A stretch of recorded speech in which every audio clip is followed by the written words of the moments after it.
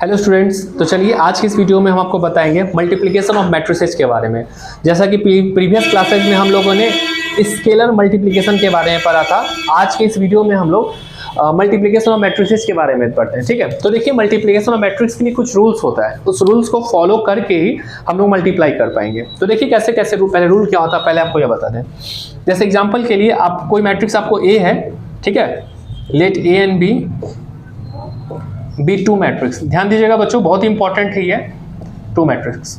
ठीक है, तो अगर हम ए इंटू बी करें, ठीक है, अगर ए इंटू बी करें तो यहाँ जो होगा हेयर ए जो होगा आपका रूल है या याद समझिएगा, ए आपका क्या हो जाएगा फर्स्ट मैट्रिक्स, ठीक है, और बी जो होगा वो आपका क्या हो जाएगा सेकेंड मैट्रिक्स। ठीक है, ए आपका हो जाएगा फर्स्ट मैट्रिक्स, बी क्या हो जाएगा आपका सेकेंड मैट्रिक्स। और यदि हम लोग बी इंटू ए करेंगे तो यहाँ जो होगा ए जो हो क्या हो जाएगा आपका बी जो होगा आपका क्या हो जाएगा फर्स्ट मैट्रिक्स, है ना, बी जो होगा वो फर्स्ट मैट्रिक्स हो जाएगा और ए जो होगा वो आपका क्या हो जाएगा सेकेंड मैट्रिक्स। ठीक है, तो किसी भी मल्टीप्लिकेशन के लिए ना, मल्टीप्लिकेशन के लिए सबसे पहले याद रखिएगा ए इंटू बी जो होता है वो बी इंटू ए नहीं, यह बराबर नहीं होता। ठीक है, मल्टीप्लिकेशन के केस में ए इंटू बी जो होगा वो बराबर नहीं होता है बी इंटू ए। मे भी कभी कभी बराबर आ जाए, परंतु 99% केस में ए इंटू बी जो होगा बी इंटू ए के बराबर नहीं होगा। ठीक है, अब देखिए इसका रूल क्या क्या है, इंपॉर्टेंट रूल्स है क्या। रूल नंबर 1 कि किसी भी दो मैट्रिक्स को हम लोग मल्टीप्लाई कब करेंगे, तो सबसे पहले जो रूल है कि ऑर्डर ऑफ, ठीक है, सॉरी ऑर्डर नहीं, जैसे मान लीजिए आपका ए इंटू बी मैट्रिक्स है तो ए का भी ऑर्डर होगा, ठीक है, बी का भी कुछ ना कुछ ऑर्डर होगा। तो रूल है, रूल नंबर 1 में क्या है कि नंबर ऑफ कॉलम मतलब ए वाले का column, number of column of first matrix must be equal to number of row of second matrix। याद रखिएगा बच्चों, यही रूल है कि सबसे पहले कि पहले मैट्रिक्स का मतलब अगर मान लीजिए बी ए है तो इस मैट्रिक्स का नंबर ऑफ कॉलम का संख्या और इस मैट्रिक्स के नंबर ऑफ रो का संख्या बराबर होना चाहिए। अगर बराबर होगा तो क्या होगा मल्टीप्लाई होगा, नहीं तो नहीं होगा। ठीक है, रूल नंबर 2 याद रखिएगा, रूल 2 में क्या होगा कि इन फर्स्ट मैट्रिक्स जो आपका फर्स्ट मैट्रिक्स होगा उसमें हम लोग बस रो का यूज करते हैं। In first matrix we use only row. कहने का मतलब है कि अगर फर्स्ट मैट्रिक्स होगा तो उसमें हम लोग क्या करेंगे, बस रो का यूज करेंगे। एग्जांपल के लिए देखिए, जैसे ए और बी कोई मैट्रिक्स ले लेते हैं आप, ए इंटू बी है, ए मैट्रिक्स आपका दिया हुआ 2 3 1 5 और बी कोई मैट्रिक्स दिया हुआ 3 6 1 7, 1 की जगह 4 कर देते हैं 4 7। ठीक है, दो मैट्रिक्स है, तो कह रहा है क्या कि पहला रूल तो हमारा होता है कि number of column of first matrix. तो यहाँ किसमें देखिए इसका भी ऑर्डर 2 क्रॉस 2 है, इसका भी ऑर्डर 2 क्रॉस 2 है ना, तो इसका कॉलम का संख्या और इसका रो का संख्या बराबर होना चाहिए। ये रूल नंबर 1 यही है हमारा। ठीक है, तो यहाँ तो बराबर है तो ये मल्टीप्लीकेशन होगा। उसके बाद फर्स्ट मैट्रिक्स में बस रो का यूज करेंगे। ठीक है, यही लिखे हैं in first matrix we use only row. और इन सेकेंड मैट्रिक्स रूल 3 है कि इन सेकेंड मैट्रिक्स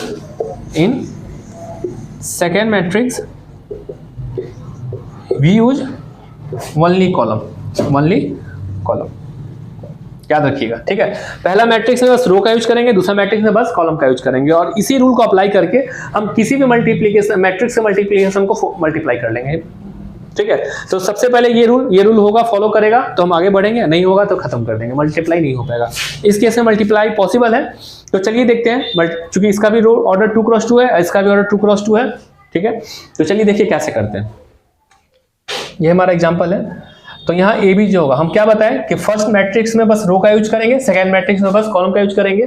तो फर्स्ट रो को फर्स्ट कॉलम से मल्टीप्लाई करिए, क्या हो जाएगा 2 इंटू 3 हो गया ना, 2 इंटू 3 प्लस ये इस 3 को इस 4 से करिए 3 into 4। Clear, first row first column. अब देखिए सेकेंड रो को फर्स्ट कॉलम से करिए तो 1 into 3 plus 5 into 4, first row और सेकेंड रो फर्स्ट कॉलम हो गया। उसी तरीके से यहाँ पे देखिए ये आपका फर्स्ट कॉलम का काम क्लियर हो गया ना। अब सेकेंड कॉलम पे आते हैं, तो फर्स्ट रो सेकेंड कॉलम करते हैं 2 इंटू 6 प्लस 3 इंटू 7।